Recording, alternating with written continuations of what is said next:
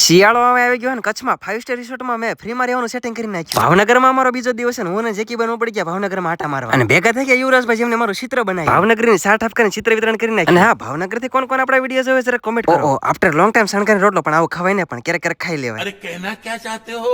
જેકી બોને બધો લબાસો પેક કર્યો ને જવાનું ભાવનગરથી બાબર આવી ગયો તો 10 મિનિટનો બ્રેક લે ચા પીધી ને અહીંયાથી આવી ગયું રાજકોટ ગાયક ભૂતના પીપળનો પદિયાન સ્પોન્સર મળી જાય ડ્રાઈવર અને કંડક્ટરનો રોલ કરી નાખ્યો સામે 8-9 કલાકની જર્ની પછી માંડ આપણે ભોજાઈને પગ્યા હવારના 5 વાગ્યા વેલા. P4 પદિયો અને P4 પ્રીમિયમ છે હવે થાય લક્ઝરિયસ જર્ની આપણી ચાલુ. ભોજથી જવાનું માં થોડા વેરા 2 કલાકનો રસ્તો એટલે અમને નાસ્તો આપી દીધો. નાસ્તામાં તો કાજુ બદામ ને ધરાક ને એવું ઘણું. કચ્છની ભેવું માળી પાવડર સોપડે ભારે એડવાન્સ. વારવાર કચ્છનો ફેમસ માવો ટ્રાય મેં લીધો ને રોડ લીધો રોડ ટુ હેવન. ગામડિયા માણસો ગમે ના વર્તાય રે ઓળખવા ન પડે.